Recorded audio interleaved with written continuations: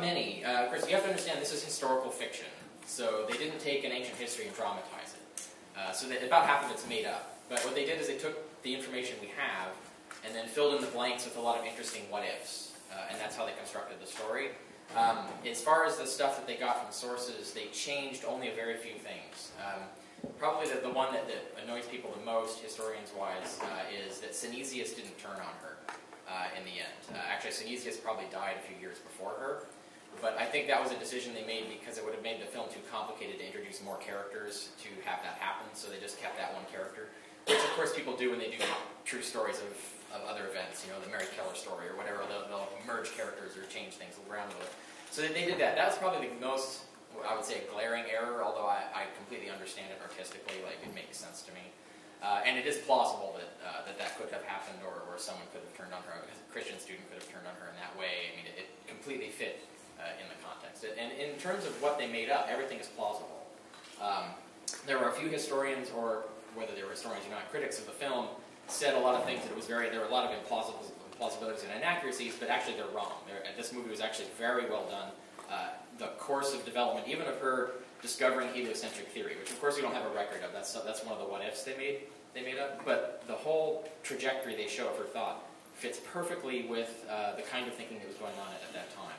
The only thing that might have been unrealistic about it is that we do know Hypatia was a Neoplatonist and would have been more dogmatically in a different direction than that. But that doesn't mean that people don't change their mind, and certainly she was aware of Aristarchus and the different philosophies and so forth. So the construction they made of the story makes sense. It makes historical sense. It's not a completely glaringly implausible way of doing it. So it's actually pretty good in terms of, I think, historical fiction goes. It's one of the best. Let's go right here. What's the Catholic Church's reaction to the film? I do not know. I actually don't even look into things like that, so I haven't heard anything. I don't know, has anyone heard anything about a Catholic Church's reaction to it? I probably haven't reacted to it at all.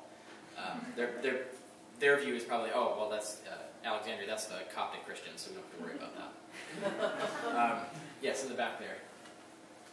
Yes? And the burning of the library is well documented in the period as well? Yeah, and the way they treated the burning of that, now some people miss it when they're watching the film, but they actually do distinguish the Serapeum, which actually does get burned in the film, and the Great Library. And there's a character at one moment in there where he says, well, when the Great Library burned, this is the last library holding the books. But he didn't mention how the Great Library burned, and that was very clever from an artistic standpoint, because we actually don't know when the Great Library, the big library, was actually destroyed. In fact, it might have even survived this event. So they were just going with certain historians who think it was burned before this, but no one can agree on when or how or whatever, so they just said, well, it burned, and then left this as the last library, which again, it makes sense as an artistic choice, and there are historians who would agree with that. I'm not one of them. I actually think the Great Library was still there after this. But that library was burned. The Serapeum one was burned, which is the smaller library that they show in the film. That actually did happen. It did happen in 391. So that's actually a realistic piece of the history put in there. Yes. That's you. Yeah. I've been told that you have a story about the menstrual blood. Oh, well, I don't have a story about it. That actually comes from a source. That's one of the things they did not make up. Should you repeat the question? The scene where she gives the menstrual rag to Orestes, that's actually an attested story that supposedly she actually did that.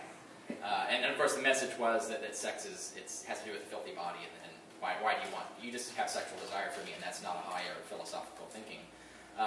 But and they kind of portrayed that in the film, so I thought that was very clever. And there are a few things like that where they took things that we actually have sources for and inserted them into the story. So, anything else? No other questions about that? I understand that they compressed the end times, that she was actually much older. Yeah, her age, we don't know exactly when she was born. She was killed in 415, or at least as best we can tell from the sources, 415, and the Serapeum burned in 391. So she would have been, at the end of the movie, she would have been 24 years older than she was in the earlier part of the movie.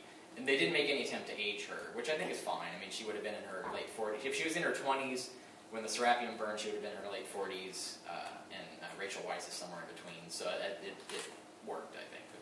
And it was better than trying to fake makeup her, so. Yeah. Well,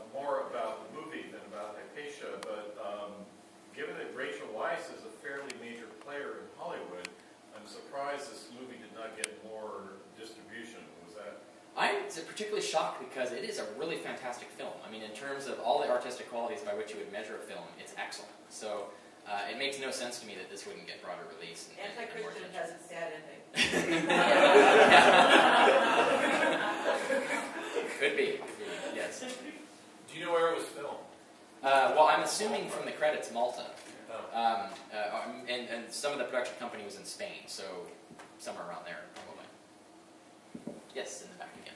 What do you think happened to the Great Library? Well, I'm not absolutely positive. There is evidence that I've documented and collected and might eventually publish someday. It's not that I'm the only one who discovered this stuff. This stuff is known to scholars generally, but that the library did continue up until the 7th century at least. Or at least the 6th century for sure.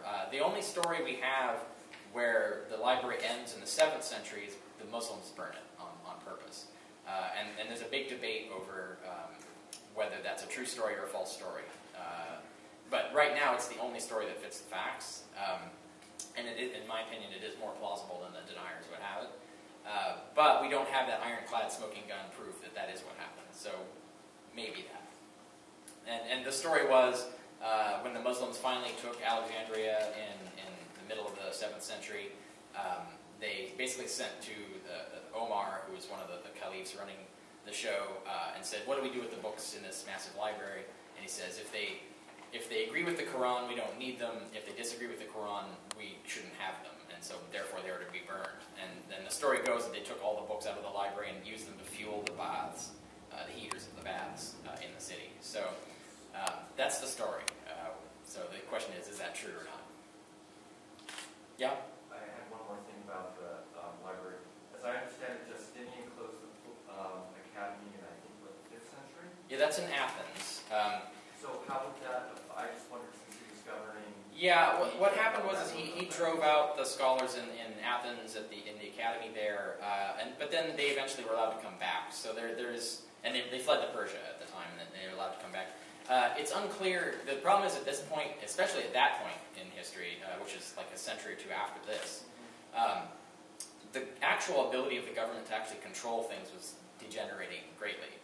So, for example, at the end of this film, actually paganism was officially illegal, but the ability to actually just arrest all the remaining pagans just wasn't within the government's ability. And this showed kind of the complex political realities at the time. But there were also other situations where you just didn't have enough men to go in and arrest them. So there were actually cities like Gaza that remained highly pagan until the Christians really couldn't stand that anymore and then came in and killed everybody. So there are occasions like that where pagans were sort of tolerated as long as they weren't too public and offensive. And then occasionally they'd get beaten down and occasionally they'd be accepted back. But gradually over time they just sort of disappeared. Everybody started converting to Christianity or being burned as witches, one or the other. Anything else? Yes? Why do you think they decided to name the movie Agora instead of Hypatia? Yeah, I'm not sure, although I think what I would hypothesize is that the real story isn't necessarily her. She's kind of a keystone character throughout the story. The real story is the inability of these religious groups to come to any kind of peaceful coexistence, and that there's sort of cycle of rage and violence. And of course, it's a whole metaphor for the Middle East crisis now. And in terms of the political and social situation then, that's pretty accurate. It was like that. It was just wildly violent. You have these riots of back and forth between the Christians and the Jews and the pagans. One of the things they didn't include because it would have been too complicated are also the fringe illegal Christian sects. They were actually like heretical Christian sects at the time, also involved in all of this, and those kinds of things are going on. But Agora means basically it's where you gather together to meet and discuss things. And the pagan at the beginning who's thrown onto the fire, that happens in the Agora. And I think it's kind of that whole idea of this you're supposed to be a peaceful meeting place, and yet it becomes a sort of zone of irrational violence that no one can stop. And so I think that's kind of the message they're sending, and I think that's why they named it Agora.